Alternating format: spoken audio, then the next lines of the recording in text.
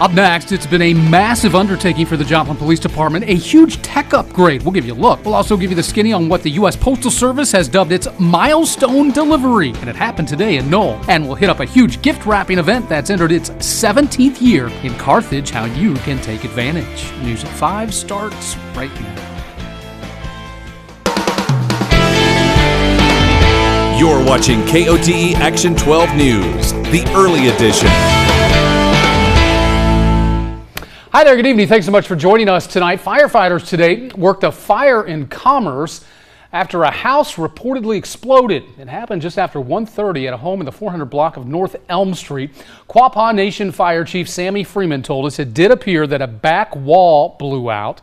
One person was also inside at the time, but Freeman refrained from speaking any further on any injuries pending the outcome of the official investigation.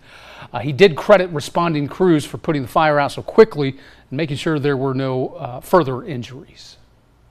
Quapaw Nation, Commerce Volunteer Department, and Quapaw Volunteer Department. And these guys done an outstanding job, made a fantastic stop on the house.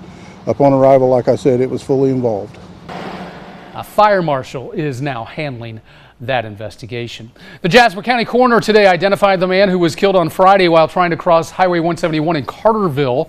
Ryan Easley was from Eagle Rock, Missouri, was pronounced dead after being hit by a pickup driven by a 17-year-old young man from Webb City. Again, this happened on Friday. The 17-year-old was not injured. And Michael Bama of Lamar was killed last night. According to Highway Patrol, he was on a UTV on Northeast 40th Road in Barton County, ran off the road, hit an embankment, then overturned. He was pronounced dead at the scene.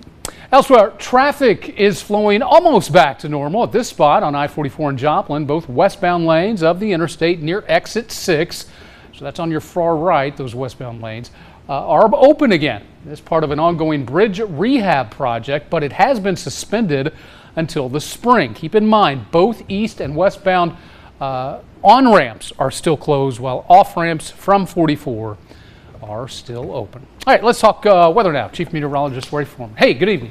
How's it going? Yes, it's getting cooler outside now. It is, but this week, just looking ahead at basically what's forecasted, man, we're 2 weeks from Christmas. Yeah, I know. It's going and kind of hitting around the 50-degree mark. Close to 60 Friday. Yeah. So, yeah, we're going to see some nice weather later this week. It's getting cold tonight. We have cloud cover across the area. Temperatures have dropped into the 40s area-wide today, at least across all of Kansas today, for that matter. You can even see where there's some snow showers on the western side of Kansas tonight. For us tonight, the clouds will stick with us overnight. Temperatures, though, dropping into the upper 40s already around Pittsburgh, Joplin. We're down to about 30 for a low later tonight. The wind chill could be down around 20 in the morning. Still breezy, too. A north wind gusting to 20 miles an hour. Breezy tomorrow as well. Wind chill 20 early, a high of only 41. So a noticeable difference from what we've had over the weekend and even earlier today. This cool snap is going to last a couple of nights, but we will talk more about the warming trend, too, in just a few minutes. Sounds good, Ray. We will see you then. A substantial tech upgrade is helping Joplin police keep the city more safe, doing it more quickly and more efficiently as well. JPD is nearing the end of an upgrade to its computer-aided dispatch and records management system. That includes things like 911 dispatch, jail records, investigations, and ticket writing. The transfer to the new system brought more than 600,000 name records from the last 30 years. It also streamlined evidence storage for easier access. It's a more efficient way of really retaining evidence, whether it's video, audio, photo evidence. The new system is called ProSuite, went live at JPD earlier this year. They're still working on the final fix, which will allow 911 calls to transfer seamlessly between the Joplin, Jasper County, and Newton County dispatch systems. More on this story from Gretchen Bolander tonight at 6. Hey, Delaware County has an interim sheriff who will soon be the next official sheriff. Ray Thomas was elected in June.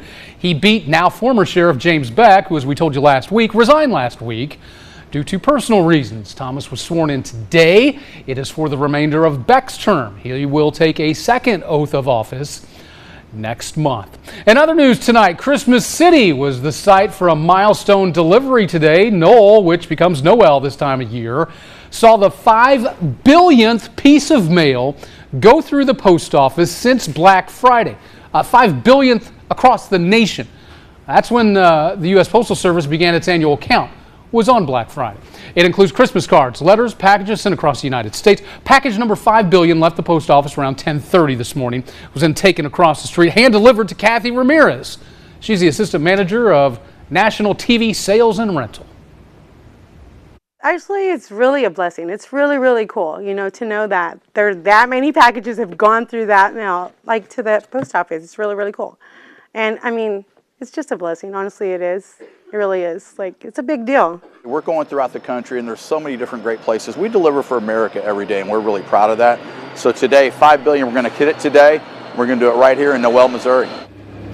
As for what's in the package, well, Ramirez says she's going to wait to open it on Christmas Day. By the way, last year, the USPS delivered around 12 billion pieces of holiday mail by December 25th.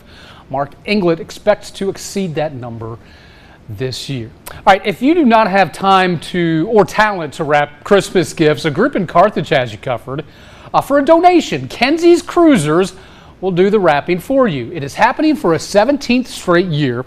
Name of the group comes from a young woman by the name of Kenzie Chrisman. She has cystic fibrosis. Her relatives started the holiday wrapping tradition to raise money for CF research. What you'll do is bring your gifts in, we'll sign you up, we'll put your names on them, and then we will wrap them, as you've probably seen. So, and then we'll give you a call, and you'll come up and pick them up and leave a donation. Ladima Martin is Kenzie Chrisman's grandmother. She says Kenzie's now 19. She's in good health and in college. Now, this all takes place near the intersection of Centennial and Missouri in Carthage. Group also has a Facebook page. We've put a link on our website. Well, more than $400,000 has been awarded to 13 public and private entities or nonprofits in Kansas. It is money earmarked for projects designed to boost tourism throughout the state. T.E. Freeman Studio and the Lowell Milken Center for Unsung Heroes in Fort Scott are benefiting, and as you can see, so is Cherokee County. Officials say the grant program will help create a positive economic impact through job creation, capital investment, higher revenue, and increased visitation. All right, it is time now for tonight's Red, White, and Blue Salute. David Babe Sidney Logan is a private first class, the United States Marine Corps. He served in World War II. We salute you, sir. We thank you for your service. Another reminder, if you would like to nominate someone, all you have to do is send us a picture and their information, things you can do through the website. We will make sure they get honored. You're watching KODE Action 12 News, the early edition, with Mike Olmstead and meteorologist Ray Foreman.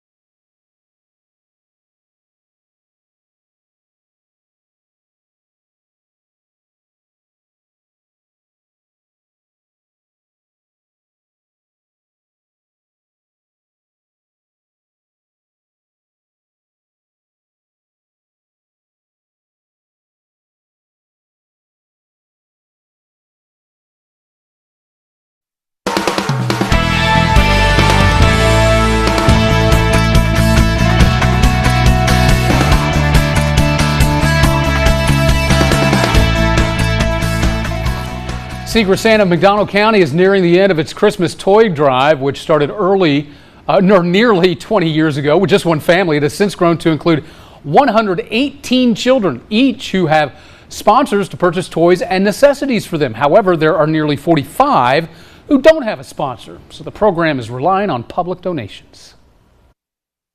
I think that children deserve magic for as long as they can have magic, because this world takes it from them. And so the longer that they get to have it, and if that's believing in Santa Claus for that extra year when they know that times are tough and their parents can't afford it, then that's just what it is. Dozens of drop-off boxes are set up across the county, including each of the McDonald County Library locations in Pineville, Knoll, and Southwest City. Donations can be new or gently used toys, books, clothing, and/or coats. That deadline is a week from today. Hey, a solid donation for the Ronald McDonald House in Joplin, $4,800 from Reese Nichols Real Estate. Funding comes from its Gold Key program, where agents can opt to donate money from the sale of a house. Today's check involves sales out of Neosho and Mount Vernon. It's a project that's very personal for Nina Mosier, who stayed there when her first daughter was born. I'm so grateful that we have this here in our community, and that we are able to donate to the cause, and that it's able to continue to help families. Our guests, by and large, we say that they can stay here for free, but we do ask for a $10 donation just to help kind of cover some of the costs. So if you take that number and divide it over $10 per room night, that's a lot of families eating a lot of meals and having a good night's sleep here at the Ronald McDonald House. This is the fourth year Reese Nichols has made a Gold Key donation to the nonprofit. That program also supports the Ronald McDonald House in Springfield.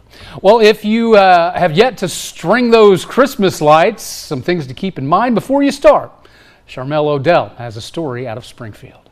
It's kind of like being on ice. Yeah, you just want to take your time. Liam Bright and Gavin Coker are young pros who've mastered the art of Christmas lighting, turning their passion for the season into stunning displays. But before stringing lights up, the experts say safety comes first. According to the Consumer Product Safety Commission, there are about 200 Christmas decorating injuries each day during the holiday season, with almost half of them including falls. If you move too fast, you could definitely end up getting yourself hurt. Experts say make sure you hang lights with insulated hooks or clips, not nails or staples, to protect wiring and reduce fire risk.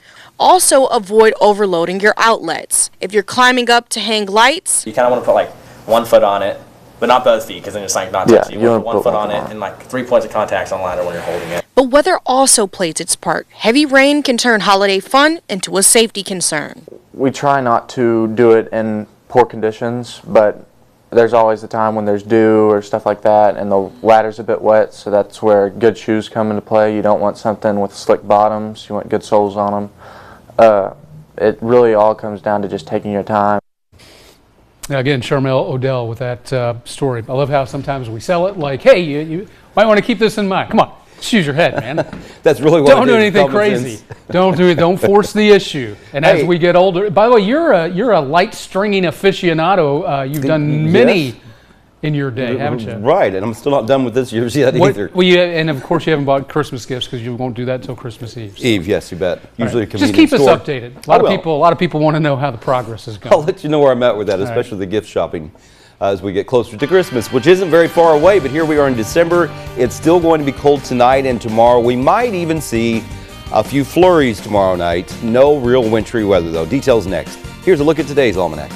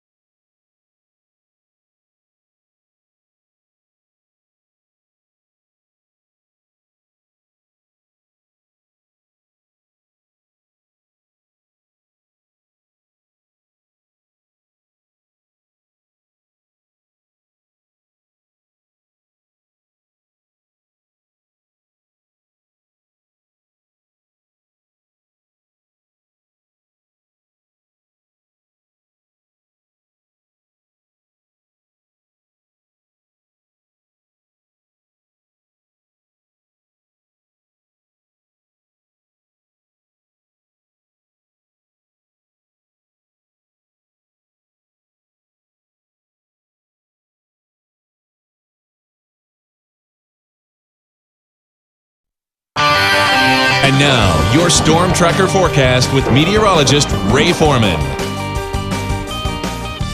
Colder air is moving in for a couple of days this week. The wind chill tonight probably near 20, so definitely colder than what we had for the weekend. We might see a few flurries by tomorrow night into Wednesday morning, but just flurries at best. That's it. Then we warm back up Thursday, Friday, Saturday, even Sunday, back into the 50s for high temperatures. So the cold snap doesn't last very long. Looking across Joplin right now, the clouds have been with us all afternoon. On the Bridgewater roofing camera, it's 48 right now at the airport. A northeast wind at 7 miles an hour. Cooler weather already moving in across western parts of Missouri, too. This is Neosho, where it's been cloudy all day as well. 48 on the Mass Depot camera. The wind not too bad yet, but it is going to be picking up. Upper 40s for temperatures in Nevada, still close to 50 around Parsons, even Chanute still at 52.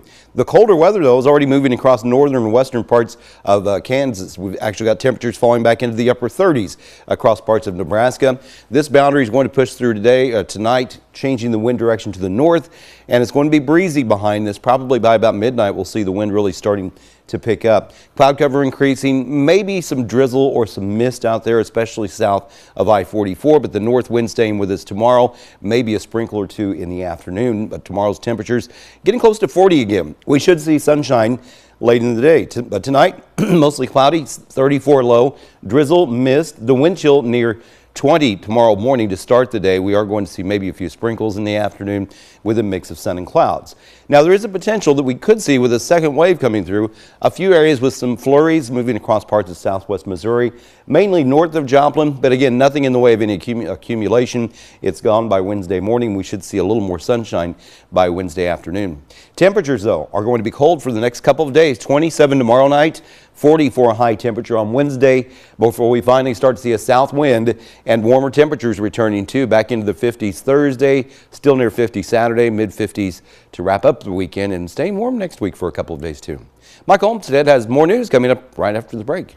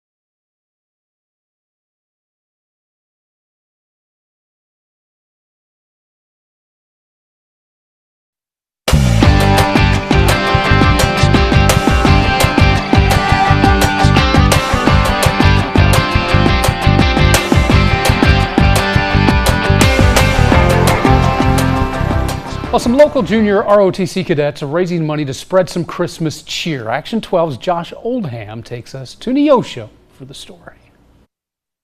I'm very excited. I honestly want it to happen tomorrow. That's Cadet Master Sergeant David Newman from Neosho High School's Air Force JROTC. And this year for Christmas, he and the other cadets are adopting a senior. I mean, going out and helping pass out gifts, and it's just going to be an amazing moment to see all this come to life. Chief Master Sergeant Jeremiah Brewer says when David first came to him with the idea, the goal was to adopt 100 senior citizens in 3 nursing homes for Christmas. Word of mouth started getting out, and now we're up to about $3,000 in donations that we can, and we have expanded from, that 100 to 300 veterans and seniors that are living in homes, which is great. Through raffle tickets and donations from local businesses, the cadets were able to bring the idea to life. It's crazy how something so tiny in somebody's head can be combined to 2 people, and then it ends up turning into a giant situation, like how me and Gary came up with it, and then it spread kind of like a wildfire, but it's a wildfire of love. The shopping list isn't complicated. Gloves, mittens, stocking caps, socks, blankets, things like that. and they've given themselves time to make it even bigger. We're looking at going out towards the middle of December. So, if we get more donations, we may not only do the 300, it may bump up to 500. Because in the end, it's about serving others. In their eyes, sometimes it makes a difference. I mean, you can see their eyes light up. I mean, their happiness. I mean, and it feels like, you're really making a difference in somebody's life. While the gifts are for the seniors, England says the cadets won't leave empty-handed.